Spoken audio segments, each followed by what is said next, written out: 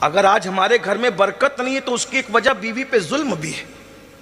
کچھ عورتیں بھی شوہر پہ ظلم کر رہی ہیں، لیکن شوہر آج کل زیادہ ظلم کر. ظلم کی مختلف شکلیں. نمبر 1، ہمارے لیے بیوی کے حق میں یہ بات کہی گئی تھی جو تم کھاؤ وہ ان کو کھلاؤ. آپ تو روز ہوٹل میں کھا رہے اور بیوی کے لیے کیا ہے؟ آپ تو 5-5 ہزار کی جنس خرید رہے اور بیوی کے لیے کون سی قیمت کا کپڑا ہے؟ ظلم ہے. پھر رات کے 3-3 4-4 بجے تک دوستوں کے ساتھ گھوم رہے ہیں، گپ شپ کر رہے ہیں. ہنسنے کی بات نہیں ہے، احساس کرو.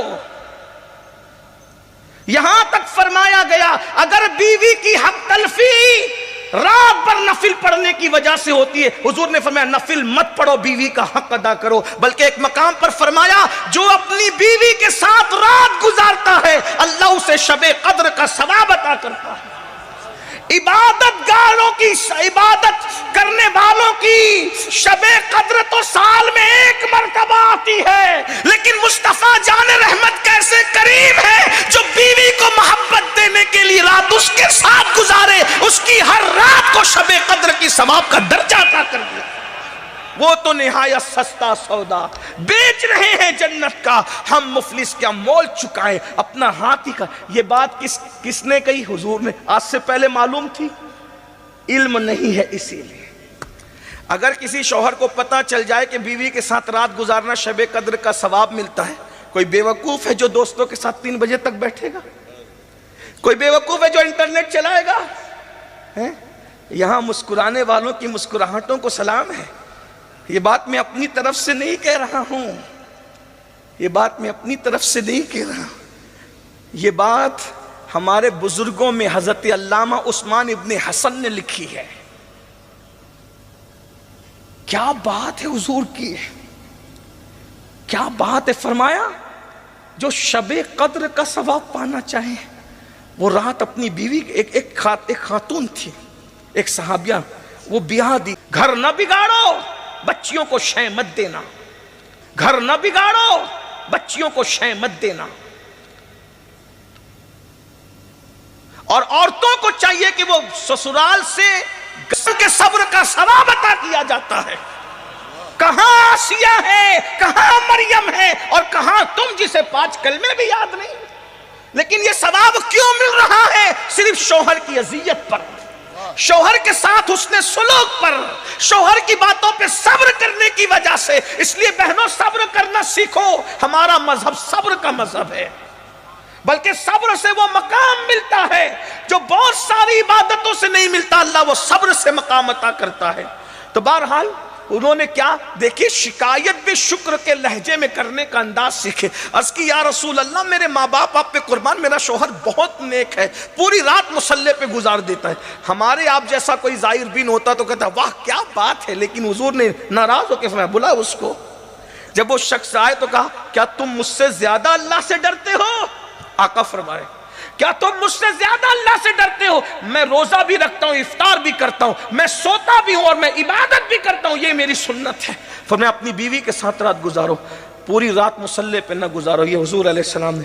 ایک بات میں عرض کروں بہت معذرت کے ساتھ، یہاں ایسا نہیں ہوگا راجستھان میں، لیکن چونکہ ہم آپ کی دعاؤں سے پورے ہندوستان جاتے ہیں.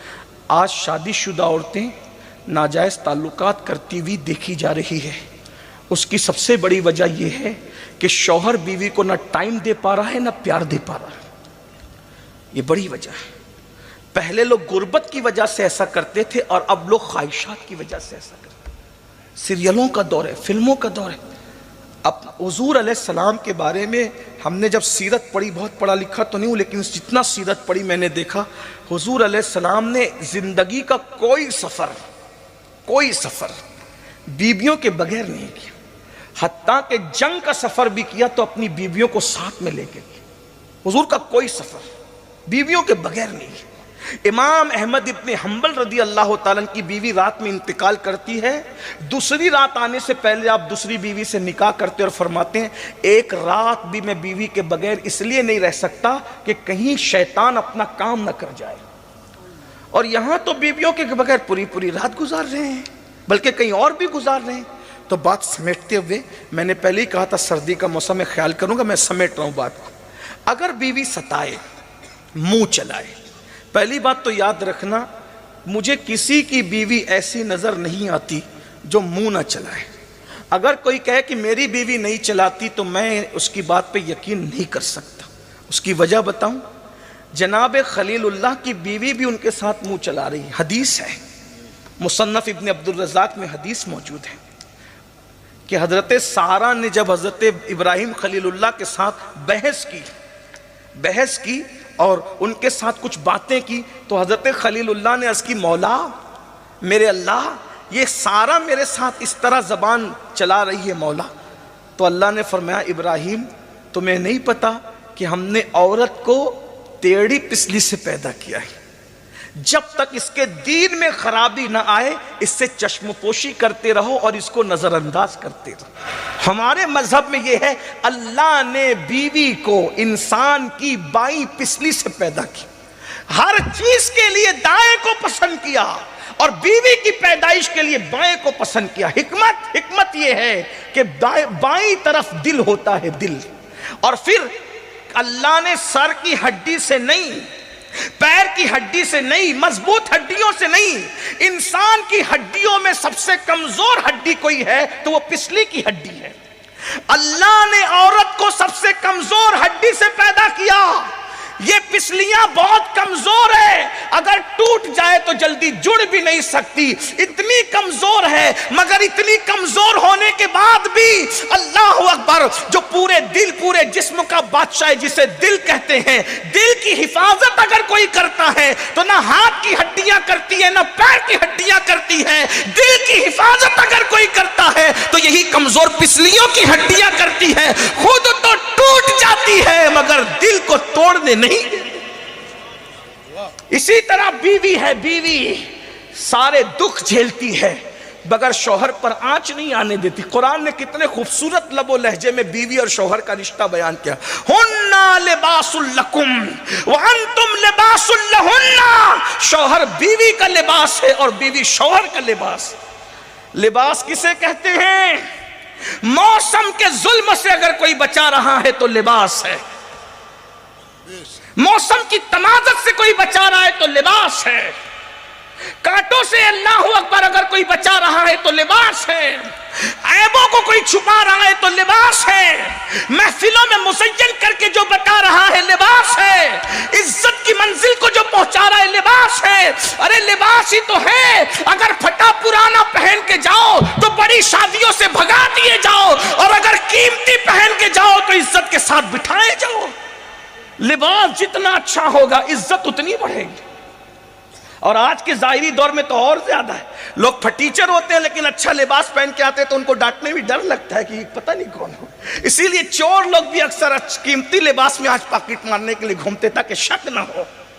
تو لباس اچھا تلاش کرو، کیونکہ بیوی لباس ہے شوہر کے لیے اور شوہر لباس ہے بیوی کے لیے۔ لباس کا ایک بڑا کام ہوتا ہے چھپا لینا، چھپا، جو شوہر بیوی کے عیب نہ چھپا سکا وہ سچا شوہر نہیں ہے، اور جو بیوی شوہر کے عیب نہ چھپا سکی وہ سچی بیوی نہیں ہے۔ تو بہرحال بائیں پسلی سے، دل کے قریب کی پسلی سے۔ اور یہ بھی حدیث پاک ہے، جس نے کسی نے اپنی بیوی کو گالی دی، فقیہ ابو اللہ سمرقندی اپنی کتاب میں لکھ رہے ہیں، جس نے اپنی بیوی کو گالی دی پہاڑ برابر بھی اعمال لے کر کے آئے گا تو اللہ اس کو جہنم میں داخل فرمائے۔ آج تو بیوی کو گالی دینا کوئی عیب ہی نہیں، یہ ماں بہن کی تولتے رہتے ہیں۔ سرکار غریب نواز رضی اللہ تعالیٰ عنہ فرماتے ہیں، جو کسی مومن کو گالی دے مرتے وقت تو اس کی زبان پہ کلمہ نہیں آئے گا، میں اس بات سے ڈرتا ہوں۔